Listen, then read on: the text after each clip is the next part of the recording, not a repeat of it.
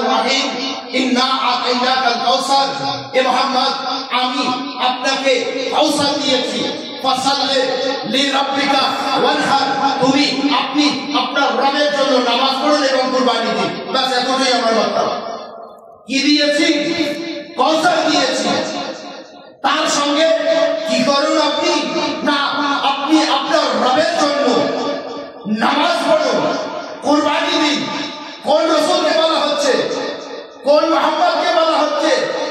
যার নামাজের জন্য কোরআনে সূরা মুজাম্মিলে আল্লাহ স্বয়ং বলছে যে ইয়া বিসমিল্লাহির রহমানির রহিম ইয়া আইয়ুহাল মুজাম্মিল কুমিল লাইলা ইল্লা কালিলা।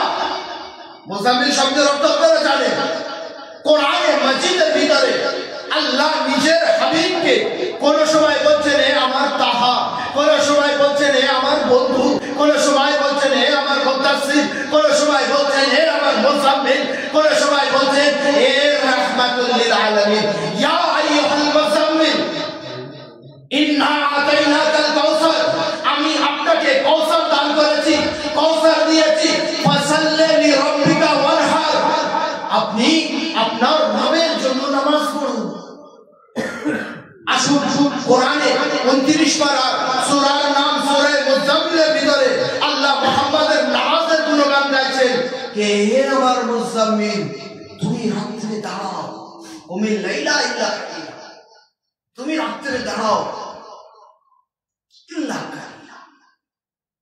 এবার এরও তাফসীরের দিকে গেলে অনেক সময় কে লাইলা আর কোন থেকে কোন নামাজের বিষয়, অর্থাৎ এখানে আল্লাহ রাসূলের নামাজের সম্পর্কে বলা হচ্ছে এ আমার নবী, আমি তোমাকে আমার বন্ধু বলেছি, ঠিক আছে তুমি পুরো কায়নাতের জন্য রাহমাতুল লিল আলামিন, ঠিক আছে তুমি শাফিয়ে মাহশার, ঠিক আছে আমি তোমাকে রাসূল বানিয়ে পাঠিয়েছি, ঠিক আছে আমি তোমাকে নবী বানিয়ে পাঠিয়েছি, ঠিক আছে এ আমার নবী, এ আমার প্রিয় হাবিব, এ মুহাম্মদে মুস্তাফা, এ তাজদারে মদিনা, এ আমেনার লাল, তুমি রাতে দাঁড়াও, রাতে নামাজ পড়ো।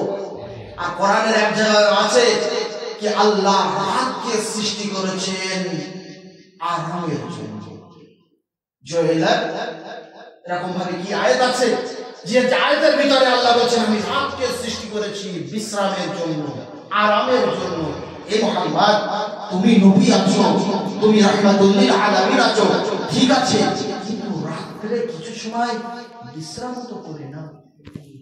ফাসাল্লি লিরাব্বিকা, তুমি তোমার রবের জন্য নামাজ পড়ো। আর নামাজ সম্পর্কে কোরআন বলছে এ মুহাম্মদ এত কি নামাজ পড়তে, আল্লাহর নবী আল্লাহকে এই কথা বলতে বাধ্য হয়েছে কুমিল লাইলা ইল্লা কালিলা। আচ্ছা আমরা ফজরের নামাজ পড়ি, যোহরের নামাজ পড়ি, আসরের নামাজ পড়ি, মাগরিবের নামাজ পড়ি, এশার নামাজ পড়ি, কিসের জন্য? নিয়াত কি করি? কুরবাতান ইলাল্লাহ, আল্লাহর নৈকট্যকে অর্জন করার জন্য। জানো আমার থেকে আমার খোদা রাজি হয়ে যায়। আমরা নামাজ পড়ি এই জন্য, শরীয়তের সমস্ত হুকুম মানি এই জন্য, কুরবাতান ইলাল্লাহ, আল্লাহর জন্য। সূরা জুহার ভিতরে আল্লাহ মুহাম্মদকে কি বলছেন? ওয়ালা সাউফা ইউতিকা রাব্বুকা ফাতারসা। এ মুহাম্মদ আমি তোমাকে এমন জিনিস খুব শীঘ্রই এমন জিনিস তোমাকে দেব যার থেকে তুমি রাজি হয়ে যাও, যার থেকে তুমি রাজি হয়ে যাও। আমরা নামাজ পড়ি আল্লাহর নৈকট্যকে অর্জন করার জন্য, আর আল্লাহ নিজের নবী কায়নাতের নবী তাজদারে আমিনার জন্য বলছে আমি তোমাকে এমন জিনিস দেব যার থেকে তুমি রাজি হয়ে যাও। এবারে সূরা কাউসারের ভিতরে বলছে আমি তোমাকে কাউসার দিয়েছি, তুমি তোমার রবের জন্য নামাজ পড়ো। আসুন এবারে তাফসীরের দিকে আবার রুজু করি। এই কাউসার থেকে কি কি বোঝানো হয়েছে? এই কাউসার শব্দের ব্যাখ্যা তাফসীরের ভিতরে কি কিভাবে করা হয়েছে? এই তাফসীর এই কাউসার থেকে কে ব্যক্তি কোন ব্যক্তি কি মানা নিয়েছে, এই কাউসার থেকে কি বোঝানো হয়েছে? যখন এই সূরা কাউসারের ব্যাখ্যা আপনারা পড়বেন তো এর ব্যাখ্যার নিচে অনেক ব্যাখ্যা করেছে। কেউ বলছে আল্লাহ নিজের হাবিবকে হাউজে কাউসার দিয়েছে বলে বলেছে কি আমি তোমাকে হাউজে কাউসার দিয়েছি, তুমি তোমার রবের জন্য নামাজ পড়ো। কিছু তাফসীর ব্যাখ্যাকরা বলছে আমি তোমাকে কাউসার দিয়েছি অর্থাৎ কাসীর আওলাদ দান করেছি, এই জন্য তুমি তোমার রবের জন্য নামাজ পড়ো। কিন্তু তাফসীরগুলি যদি আমরা পড়ি সবাই নিজের মতো করে ব্যাখ্যা করেছেন, কিন্তু সবাইকে চাই সে আগে হোক চাই সে পিছনে হোক সবাইকে এই কথা লিখতে বাধ্য করেছেন যে আল্লাহর রাসূলকে যে আল্লাহ কাউসার দিয়েছে, এই কাউসার থেকে এমনকি ফখরে রাজি তারা কয়েকটি নকল করার পরে সেই ফখরে রাজি তারা তাফসীরের ভিতরে এই কথা লিখতে বাধ্য হয়েছে যে কাউসার থেকে মুরাদ আল্লাহ নবীকে বলছেন যে এ আমার নবী আমি তোমাকে কাউসার স্বরূপ ফাতেমা দিয়েছি, আমি তোমাকে কাউসার স্বরূপ ফাতেমা দিয়েছি, তুমি তোমার রবের জন্য নামাজ পড়ো। এবারে ফাতেমা কোন ব্যক্তির নাম, ফাতেমা কোন এমন রমণীর নাম, ফাতেমা কোন এমন নারীর নাম যাকে দেওয়ার পরে আল্লাহ রাসূল বলছেন আমি তোমাকে কাউসার দিয়েছি, তুমি তোমার রবের জন্য নামাজ পড়ো। আসল কাউসার কাকে বলে, ফাতেমা কাকে বলে? যার বাবা রাহমাতুল লিল আলামিন তার নাম ফাতেমা, যার বাবা তাজদারে মদিনা তার নাম ফাতেমা, যার বাবা পুরো কায়নাতের জন্য রহমত হয়ে এসেছে তার নাম ফাতেমা। ফাতেমা ওকে বলে যার স্বামী কাসিমুন নার ওয়াল জান্নাহ তার নাম ফাতেমা। ফাতেমা ওকে বলে যার স্বামী ফাতাহে খায়বার ও খান্দক তার নাম ফাতেমা। ফাতেমা ওকে বলে যার স্বামী হাউজে কাউসারের মালিক তার নাম ফাতেমা। ফাতেমা ওকে বলে তার দরওয়াজাতে জিবরাইল দরজি হয়ে আসে তার নাম ফাতেমা। ফাতেমা ওকে বলে যে পুরো কায়নাতের নারীদের সরদারনি তার নাম ফাতেমা। আরে ফাতেমা নামের ব্যাখ্যাই হচ্ছে এটাই যে নিজের চাহনে ওয়ালাদেরকে জাহান্নামের আগুন থেকে বাঁচাবে, তার নাম ফাতেমা। ফাতেমা ওকে বলে যার বাচ্চাদের দৌড়াদৌড়ানোর জন্য আল্লাহ জান্নাত থেকে ফেরেশতা পাঠায় তার নাম ফাতেমা। ফাতেমা ওকে বলে যার সন্তান জান্নাতের যুবকদের সর্দার তার নাম ফাতেমা। এবারে শুনুন ফাতেমা কাকে বলে? পুরো কায়নাত পুরো দুনিয়া যার সম্মানের জন্য দাঁড়িয়ে যায় তাকে রাসূল বলে, তাকে নবী বলে, তাকে রাহমাতুল লিল আলামিন বলে, তাকে মুহাম্মদে মুস্তাফা বলে। আর এই মুহাম্মদে মুস্তাফা যার সম্মানের জন্য দাঁড়িয়ে যায় তাকে ফাতেমা বলে।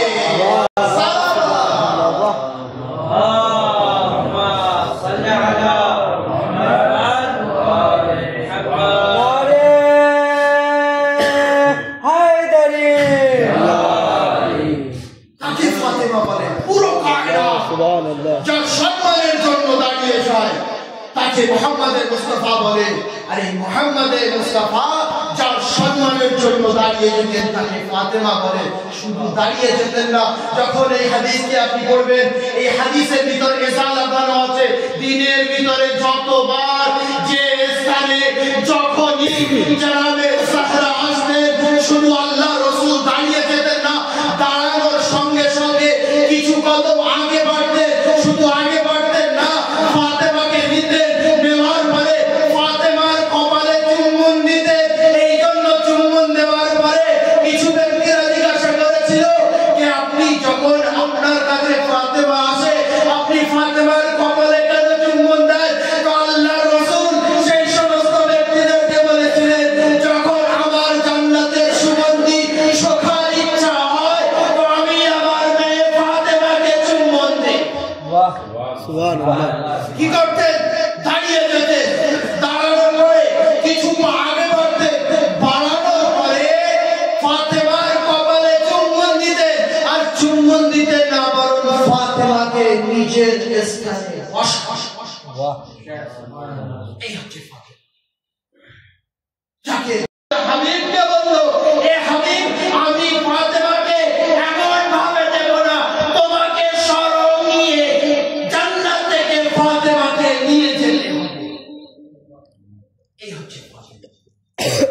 বাস আমি শেষের দিকে এই ফাতেমা, যে ফাতেমার এতটি মর্যাদা, এতটি ফজিলত, যে কায়নাতের হুজুর দাঁড়িয়ে যেতেন, আর শুধু দাঁড়িয়ে যেতেন না, বরং তার সাথে সাথে এই কয়েকটি আমল তাফসীরের ভিতরে, হাদিসের ভিতরে উল্লেখ আছে। এবারে যে শাহজাদের এতটি ফজিলত, এতটি মর্যাদা, জনাবে জাহরা নিজের ক্যারেক্টারকে, নিজের চরিত্রকে আল্লাহ রসুলের সম্মুখে এমন ভাবে পেশ করেছেন, আল্লাহ রসুলকে ফাতেমার জন্য এই কথা বলতে বাধ্য হয়েছে, কে আমার বেটি, তুমি শুধু আমার বেটি না, বরং তুমি আমার মা।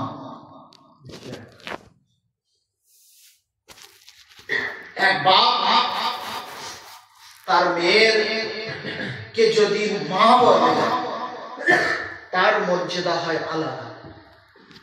আর যার জবানের উপরে আল্লাহ পেহরা লাগিয়ে দিয়েছে, আমার রাসূল ওই সময় পর্যন্ত কথা বলে না, যত সময় পর্যন্ত আমার ওহী নাযিল না হয়। সেই রাসূল যদি নিজের কন্যা ফাতেমাকে বলে, এ ফাতেমা, তুমি শুধু আমার মেয়ে না, তুমি শুধু আমার কন্যা না, বরং এই কন্যার সঙ্গে সঙ্গে তুমি আমার মা। এই সিদ্দিকা, এই তাহেরা, এই রাজিয়া যখন মাহশারের ময়দানে যাবে, হাদিস আপনাদের সকলের ইস্তেজাব কোরআন পেয়ারুল আওয়ালের ভিতরে হাদিস আছে, তার আগে আল্লাহ রাসূল নিজের ফাতেমা, নিজের কন্যা সম্পর্কে বলছেন, এ আমার মেয়ে, এ আমার নয়নের মণি, এ আমার মা, আল্লাহ তোমাকে মাকামে মাহমুদ দান করেছে। যদি ভাবার বিষয় আছে, যদি এ আমার মেয়ে, আল্লাহ রাসূলের থেকে হাদিস বর্ণিত আছে, এ আমার মেয়ে, এ ফাতেমা, আল্লাহ তোমাকে মাকামে মাহমুদ আতা করেছে। যদি সমস্ত ফেরেশতারা মিলে, যদি সমস্ত আম্বিয়ারাও মিলে, যদি সমস্ত ফেরেশতারা মিলে, কায়নাতের সমস্ত আম্বিয়ারা মিলে এমন একজন ব্যক্তির সিফাত করে দেয়, যার হৃদয়ের ভিতরে তোমার নফরত আছে, সে তোমাকে ভালোবাসে না, তোমাকে অসন্তুষ্ট করেছে, সমস্ত ফেরেশতা, সমস্ত আম্বিয়া যারা আল্লাহর নৈকট্যকে অর্জন করেছে, যদি এই মন ফেরেশতারাও মিলে এমন একজন ব্যক্তিকে সিফাত করে দেয়, যার হৃদয়ের ভিতরে তোমার ভালোবাসা নেই, আল্লাহর রাসূল বলেন আল্লাহ তাকে জাহান্নাম থেকে পার করবে না। মাকামে জাহরা, এই জাহরা যখন মাহশারের ময়দানে যাবে, পঞ্চম ইমাম মের থেকে হাদিস, পঞ্চম ইমাম জাবির ইবনে আব্দুল্লাহ আনসারী যখন পঞ্চম ইমামের কাছে পৌঁছালেন, পৌঁছানোর পরে পঞ্চম ইমামকে, ইমামে মুহাম্মদ বাকিরকে জাবির ইবনে আব্দুল্লাহ আনসারী বলছেন, কে মাওলা, আপনি আপনার জাদ্দা ফাতেমা সম্পর্কে এমন কোন ফাজাইল আমাকে শোনান, যার থেকে আমার আপনার মন খুশ হয়েছে। তা বলছে জাবির, তাহলে বসে শুনুন। যখন মাহশারের ময়দান হবে, 1,00,000 ফেরেশতারা জনাবে জাহরার যে মাহমিল, যে জিনিসের উপরে জনাবে জাহরা বসে আসবেন, 1,00,000 ফেরেশতারা সেই মাহমিলকে উঠিয়ে নিয়ে আসবে। যেই না জনাবে জাহরা জান্নাতের দরওয়াজার কাছে পৌঁছাবে, তো জনাবে জাহরা নিজেকে এমন ভাবে জাহির করবেন যে জনাবে জাহরা কাউকে খুঁজবে, আওয়াজে গায়েব আসবে, আল্লাহর আওয়াজ আসবে, এ নবী নন্দিনী ফাতেমা, আমি তো তোমাকে জান্নাতে যাওয়ার অনুমতি দিয়ে দিয়েছি, তারপরে তুমি এমন নিজেকে জাহির করছো কি তুমি কাউকে এই মাহশারের ময়দানে খুঁজছো। সেই সময় জনাবে জাহির বলবেন, এ আমার খোদা, আপনার নজরে আমার কি মর্যাদা, আমি এই মাহশারের ময়দানে দেখতে চাই। তখন আওয়াজ আবার আসবে, এ জাহরা, একবার তুমি মাহশারের ময়দানের দিকে ফেরো, ফেরার পরে দেখো কার হৃদয়ের ভিতরে তোমার ভালোবাসা আর তোমার হুসাইনের ভালোবাসা আছে। যদি এমন ব্যক্তিদেরকে তুমি পাও, তার হাত ধরো, তাকে জান্নাতে, তার হাত ধরো, তাকে জান্নাতে নিয়ে যাও। রিওয়ায়াতের ভিতরে লেখা আছে, উদাহরণ দেওয়া হয়েছে, যেমন ভাবে কোন মুরগির সামনে ভালো খারাপ দানা যদি মিক্স করে ফেলে দেওয়া হয়, তো সেই মুরগি সেই ভালো এবং খারাপ দানার ভিতরে যেমন ভাবে ভালো ভালো দানাগুলিকে কুটে কুটে খায়, উদাহরণ দেওয়া হয়েছে, ঠিক অনুরূপ ভাবে মাহশারের ময়দানে জনাবে জাহরা নিজের চাকরির ওয়ালাদেরকে একটি একটি করে খুঁজে বার করে তাদেরকে নিজের সঙ্গে জান্নাতে নিয়ে যান। যদি হাদিস এখানেই শেষ হয়ে যেত, এখানেই শেষ। তারপরে যখন এই ফাতেমার মুহিবরা, যখন এই হুসাইনের মান্যকারীরা জান্নাতে প্রবেশ করতে যাবে, তারাও নিজেরা এমন ভাবে জাহির করবে, তারাও কাউকে খুঁজছে। আবার আওয়াজ আসবে, এ হুসাইনের মুহিবরা, এ হুসাইনের মান্যকারীরা, এ ফাতেমার চাহনে ওয়ালারা, ফাতেমা তো তোমাদেরকে শেফাআত করেই দিয়েছে, যাও তোমরা জান্নাতে চলে যাও। তখন সেই ফাতেমার মুহিবরা বলবেন, হে আমার খোদা, আজকে আমরা এই মাহশারের ময়দানে দেখতে চাই যে আপনার নজরে ফাতেমার মুহিবরা, ফাতেমার শিয়াদের মর্যাদা কি। তখন আওয়াজ আসবে, খোঁজো এই সমস্ত ব্যক্তিদেরকে যারা তোমাদেরকে ফাতেমার নামে পানি পান করিয়েছে, যারা তুমি ক্ষুধার্ত ছিলে, যারা তোমাকে ফাতেমার নামে খাদ্য খাইয়েছে, তোমার কাছে বস্ত্র ছিল না, যারা তোমাকে ফাতেমার নামে বস্ত্র দান করেছে, তাদেরকে এই মাহশারের ময়দানে খোঁজো, আর খোঁজার পরে তাদেরকে জান্নাতে। ফাতেমার মর্যাদা, ফাতেমার শিয়াদের মর্যাদা। তাহলে আমরা কতটি সৌভাগ্যবান।